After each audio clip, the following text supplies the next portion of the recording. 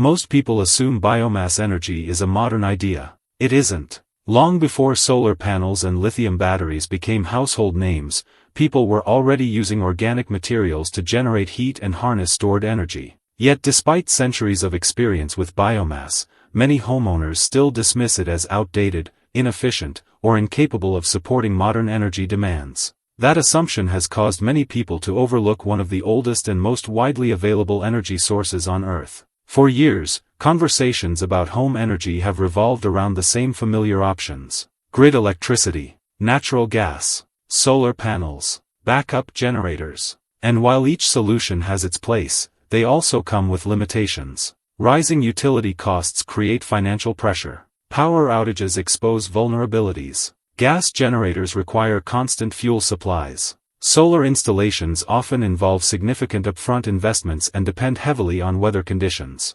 As energy prices fluctuate and concerns about resilience continue to grow, more homeowners have started asking a different question. Not necessarily, how do I eliminate my utility bill? But rather, how can I become less dependent on a system that I can't control? That question has brought renewed attention to biomass energy. And that's where things become interesting. Because biomass isn't some futuristic invention. It's actually based on a simple reality that surrounds us every day. Plants are nature's energy storage devices. Through photosynthesis, grasses, trees, leaves, crops, and countless other forms of vegetation capture sunlight and store that energy within their organic structure. Every fallen branch, every pile of leaves, every load of yard waste, every bale of hay, contains stored solar energy. Most of the time, we think of these materials as waste. We bag them up. We throw them away. We let them decompose naturally. But chemically speaking, those materials still contain usable energy. And humans have known this for thousands of years. Traditional wood burning is one example. Pellet stoves are another. Modern biomass power plants operate on the same basic principle. The visible material changes. The technologies improve. But the underlying concept remains surprisingly consistent. Stored plant energy can be converted into usable heat or power. Where confusion often begins is when people assume all biomass systems are identical. They're not. Some systems rely on direct combustion. Others use gasification. Some use anaerobic digestion. Others employ biological decomposition processes. Each approach comes with different levels of complexity, efficiency, safety considerations, and output capabilities. And this is where many people become frustrated. Because when they start researching alternative energy, they're immediately overwhelmed by technical language. Gasifiers, digesters, methane production, combined heat systems, biogas, thermal conversion, electrical generation.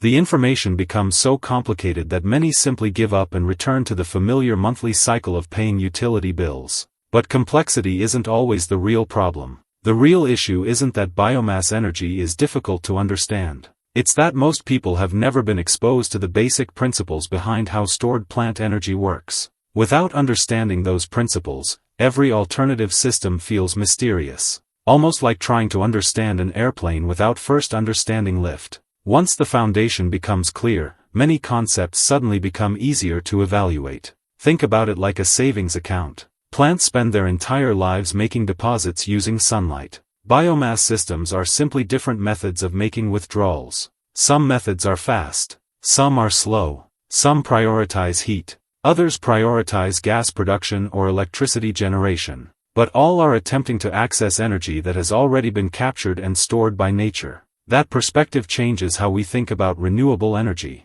Because discussions about energy often focus on technology. Solar panels, wind turbines, batteries, generators. But the deeper issue is energy storage itself. Nature has been solving the storage problem for millions of years. Forests, grasslands, agricultural waste, organic matter. These are enormous reservoirs of stored solar energy. Understanding that doesn't automatically mean biomass is the right solution for every home. Far from it. Every energy source involves trade-offs: cost, availability, maintenance, climate, local regulations, efficiency, safety, reliability. No single technology solves every problem. And that's why understanding matters more than hype. The goal isn't to blindly adopt a particular system. It's to recognize that energy options exist beyond the ones most people hear about. For some homeowners, solar may make perfect sense. For others, generators provide peace of mind.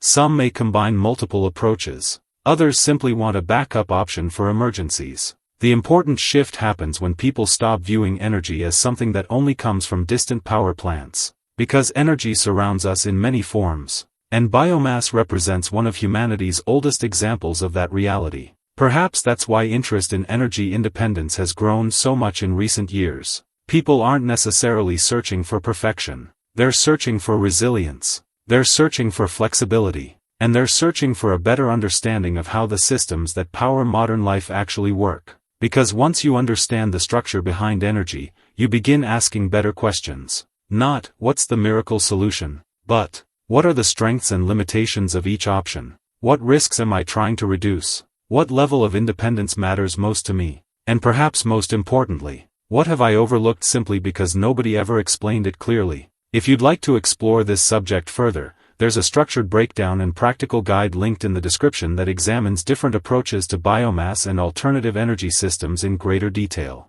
And if you enjoy educational videos that focus on understanding rather than hype, consider subscribing. There's always more to learn, and understanding often begins with asking better questions.